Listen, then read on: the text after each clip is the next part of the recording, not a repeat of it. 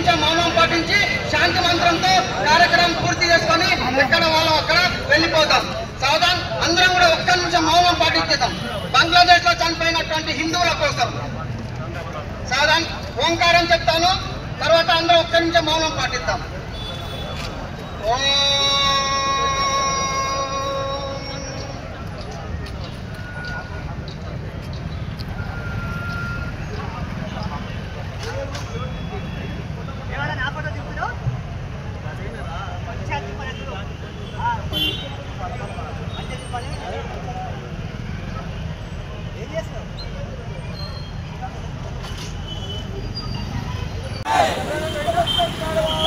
बांग्लादेश बनवा है।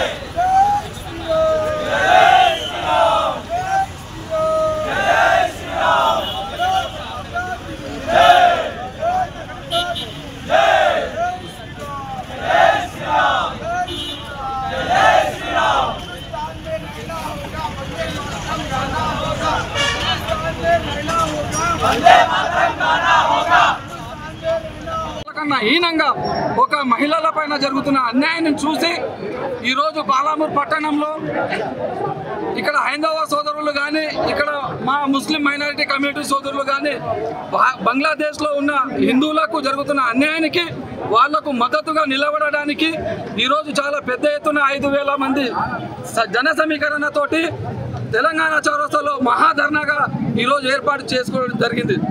మరి చూసుకుంటుంటే బంగ్లాదేశ్లో జరుగుతున్న మారణ హోమం తక్షణమే ఆపకపోతే, ఒకప్పుడు బంగ్లాదేశ్ కూడా భారతదేశంలో ఒక భాగమే కాబట్టి ఇక్కడ ఉన్న భారతదేశంలో ఉన్న హిందువులు ముస్లింలు బంగ్లాదేశ్లో చొరబడి మీకు బుద్ధి చెప్తామని హెచ్చరిస్తున్నాము. ఇప్పటికైనా బంగ్లాదేశ్లో మీరు మారాలి, అక్కడ అందరితోటి కలిసిమెలిసి ఉండాలి.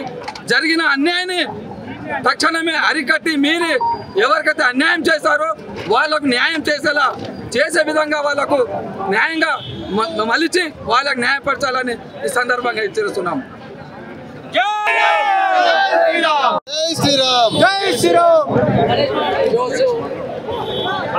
బంగ్లాదేశ్లో జరిగినటువంటి ఒక్కసారి చూసుకున్నట్లయితే మనకు రజాకార్ల జమానా అనేది గుర్తుకొస్తుంది. ఆ రోజు భారతదేశంలో రజాకార్లు చేసినటువంటి ఆకృత్యాలు ఏ విధంగా ఉన్నాయో అంటే దారుణమైనటువంటి ఆకృత్యాలు మనం చూస్తున్నాం.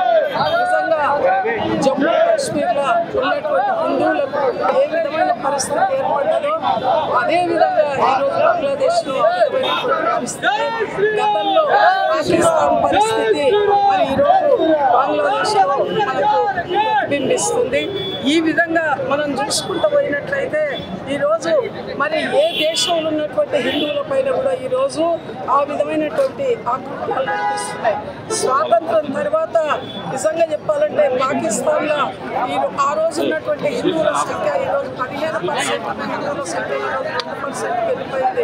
కానీ భారతదేశంలో ఉన్నటువంటి 18% ఉన్నటువంటి హిందువుల సంఖ్య ఈరోజు దాదాపు 30% వచ్చింది.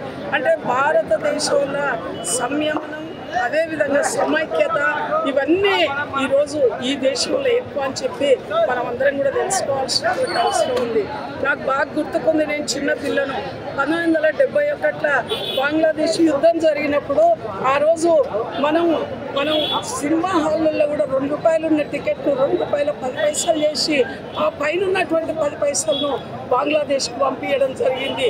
ప్రతి ఒక్క ఆర్గనైజేషన్ కూడా ఆ రోజు డబ్బును కలెక్ట్ చేసి పొరుగు దేశమైనటువంటి బంగ్లాదేశ్కు పంపించడం జరిగింది. ఈరోజు బంగ్లాదేశ్లో ఉన్నటువంటి ప్రధానమంత్రి ఎక్కడికి పోవాలనో తెలియలేదు.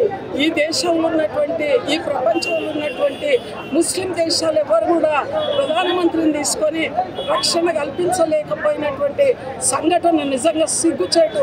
ఈరోజు మళ్ళీ హిందువుల పైన ఇన్ని దాడులు జరిగినా ఈరోజు మన ప్రధానమంత్రి నరేంద్ర మోడీ గారు ఈరోజు బంగ్లాదేశ్ ప్రధానమంత్రి గారికి రక్షణ కల్పించడంలో మన హిందూ జాతికి ఎంత సమైక్యత ఉంది, ఎంత ఓర్పు ఉంది, ఏ విధంగా ఉందన్న విషయాన్ని ఇప్పటికైనా కూడా వీళ్ళందరూ కూడా తెలుసుకోవాల్సినటువంటి అవసరం ఉంది. సోదర భావంతో మెలగాల్సినటువంటి అవసరం ఉంది. ఆడపిల్లలను ఒక సోదరిమణులుగా చూడాల్సినటువంటి అవసరం ఉంది. ఈరోజు భర్త ముందర భార్యను, తల్లి ముందర బిడ్డను చెరుస్తున్నటువంటి సంఘటనలు చాలా ఘోరమైనటువంటి. ఈ పాపాలన్నిటికి కూడా పాపం పండేటువంటి రోజు అతి దగ్గరలోకి వచ్చింది కనుకనే ఇవన్నీ కూడా చేస్తుంది కనుక మనం హిందువులందరం కూడా ఐక్యతతో ఉండి, మనం ఈ దేశంలో ఉన్నటువంటి హిందువులు ఐక్యతతో ఉండి మిగతా దేశాలకు కూడా స్ఫూర్తిగా ఉండాలని చెప్పి భారతీయ జనతా పార్టీ వైపు నుంచి మేమందరం కూడా కోరుకుంటున్నాం.